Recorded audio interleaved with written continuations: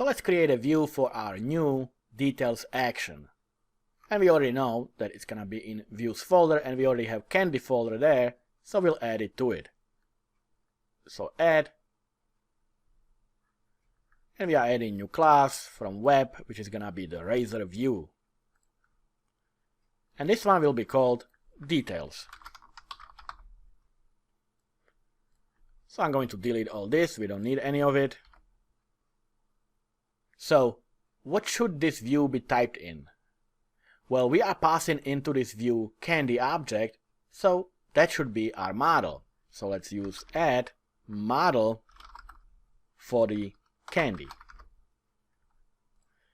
And we can use it this way because if you remember, in our view imports, we already have these using statements for the namespaces to models as well as view models. So we don't need to specify those anymore. We can simply specify the actual model only.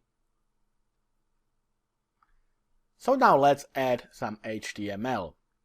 So I'll start with h1 tag, and here I will simply pass the name of the candy as an h1 tag. So it's gonna be from model.name.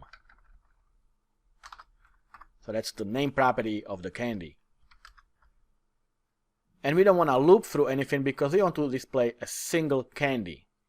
So I'll create a simple div that will be of class thumbnail. And inside we can specify the actual image. In our list view we specified the thumbnails, but now we want to display the full image. So it's gonna be an image tag. For the alt, I'll simply display the model.name, so it will display the actual candy. And for the source, I want to go to my model dot, and we have the image thumbnail URL, but this time we want the actual image URL. So let's add another div with the class caption full. So this one will display our full description. And the first thing I want to display can be in an h3 tag because I want to display the price of the candy. So I'll use the class pull right, so the price is gonna be on the right. And I want to display the model.price. Another h3 tag can display the candy name. And that can be a clickable link. So let's create an anchor tag for the href. And currently we don't have any links yet, so I'll just use the pound sign for now.